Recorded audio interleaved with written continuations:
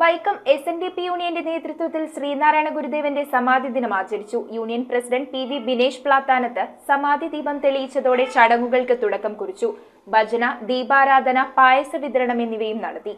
ശ്രീനാരായണ ഗുരുദേവന്റെ 97ാമത് മഹാസമാധി ദിനാചരണം വൈക്കം എസ്.എൻ.ഡി.പി യൂണിയന്റെയും യൂണിയനു കീഴിലെ 54 ശാഖായോഗങ്ങളുടെയും നേതൃത്വത്തിലാണ് ആചരിച്ചത്. വൈക്കം പടിഞ്ഞാറേ നടയിലെ ടൗൺ ഗുരുമന്ദിരത്തിൽ union president P V. Binesh Plathanath സമാധി ദീപം തെളിച്ചതോടെ മഹാസമാധി ചടങ്ങുകൾക്ക് തുടക്കം കുറിച്ചു. തുടർന്ന് ഗുരുപൂജ, ഭജന, ഉപവാസം, ശാന്തിയാത്ര എന്നിവ നടന്നു. ഗുരുമന്ദിരത്തിൽ എസ്.എൻ. ട്രസ്റ്റ് ബോർഡ് മെമ്പർ പ്രീതി നടേശൻ ഉപവാസം ഉദ്ഘാടനം ചെയ്തു. യൂണിയന്റെ കീഴിലുള്ള 54 ശാഖായോഗ മന്ദിരങ്ങളിലും ഗുരുദേവന്റെ ഛായാചിത്രം അലങ്കരിച്ച് ദീപം തെളിച്ചു. ഭജന, ഉപവാസം, പുഷ്പാർച്ചന, അന്നദാനം, പായസ വിതരണം എന്നിവയും നടത്തി. ശ്രീനാരായണ ഗുരു കണ്ണാടി പ്രതിഷ്ഠ നടത്തിയ വൈക്കം, തലയാഴം, ഉല്ലല, ഓങ്കാരേശ്വര ക്ഷേത്രം, മാരാമേട്, മതസൗഹാർദ്ദ മന്ദിരം തുടങ്ങിയയിടങ്ങളിൽ മഹാസമാധി വിവിധ ചടങ്ങുകളോടെ ആചരിച്ചു. Vaikom union president P V. Binesh, secretary M P. Sen, P P. Santhosh, P V. Vivek, town ശാഖ president N K. Ramesh Babu, secretary K K. Vijayappan തുടങ്ങിയവർ നേതൃത്വം നൽകി.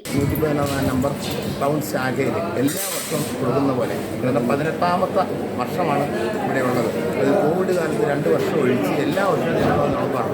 ഉദ്ദേശം 2500 വിഭവസമൃദ്ധമായ ഭക്ഷണമാണ്. News bureau, Vaikom.